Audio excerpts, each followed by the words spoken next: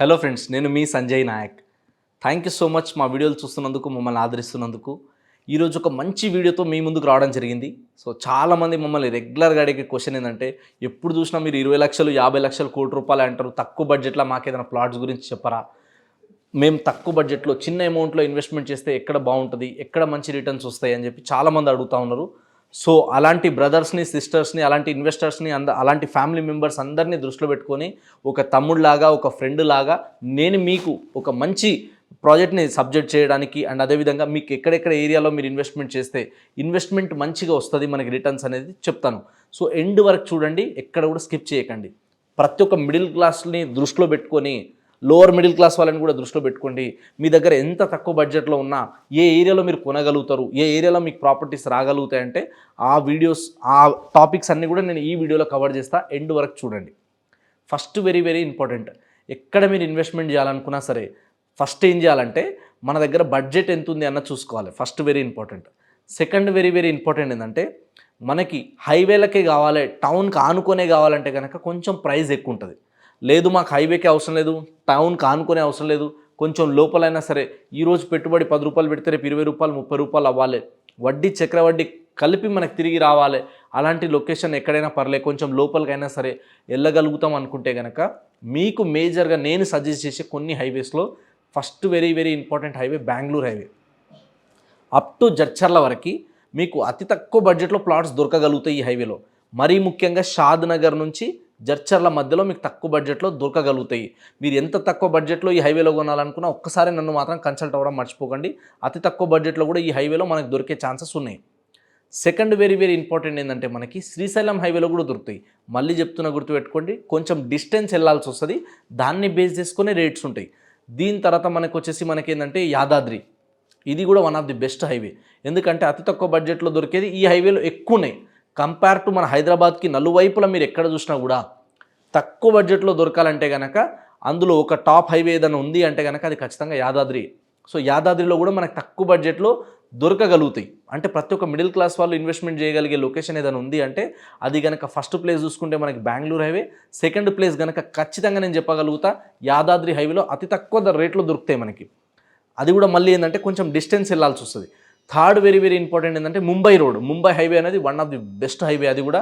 So ఆ హైవేలో కూడా మనకి హైవే నుంచి కొంచెం లోపలికి వెళ్ళే కొద్దీ తక్కువ బడ్జెట్లో దొరుకుతాయి. హైవేకి కావాలంటే కనుక కొంచెం కాస్ట్ అనేది ఎక్కువ ఉంటుంది. ఆ తర్వాత శ్రీశైలం హైవేలో కూడా మనకు దొరుకుతాయి.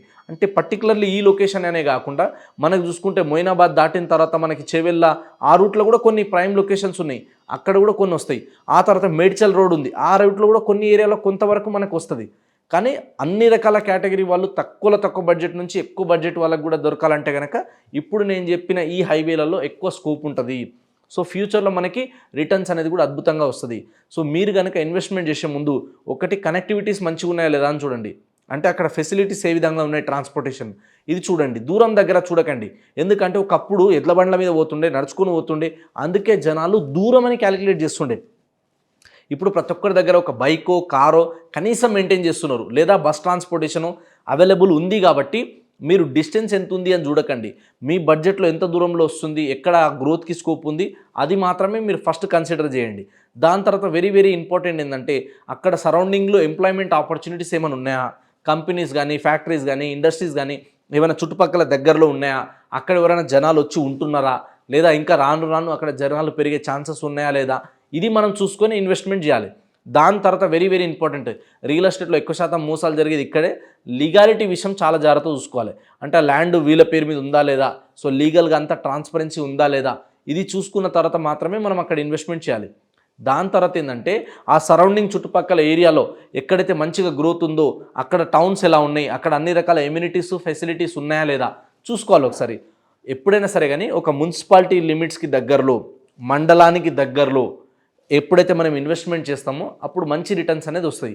ఎక్కడైతే జిల్లా హెడ్ క్వార్టర్స్ ఉంటాయో, ఎక్కడైతే కలెక్టరేట్స్, ఈ పోలీస్ సంబంధించిన ఈ సబ్ రిజిస్టర్ ఆఫీసులకు సంబంధించి, గవర్నమెంట్ అఫీషియల్స్కి సంబంధించి ఎక్కడెక్కడైతే ఉంటాయో అలాంటి ఏరియాలలో, అలాంటి ఏరియా నుంచి 10-20 కిలోమీటర్ రేడియస్లో ఎప్పటికైనా కానీ ఖచ్చితంగా మంచి గ్రోత్ వస్తుంది. బెంగళూరు అనేది ఒకటి హైవే కాకుండా నేను చెప్పిన ఏ హైవేలైనా మీరు తీసుకోండి, హైవే నుంచి అప్ టు 10 కిలోమీటర్ రేడియస్ ఎప్పటికైనా పెరుగుతుంది. దాంతోపాటు ట్రైన్ ఫెసిలిటీ మనకు ఉందా లేదా, ఎయిర్పోర్ట్ ఫెసిలిటీ అంటే ఎయిర్పోర్ట్కి మనం ఎంత డిస్టెన్స్లో ఉంటున్నాం, ఇవి మాత్రం మనం చూడాలి.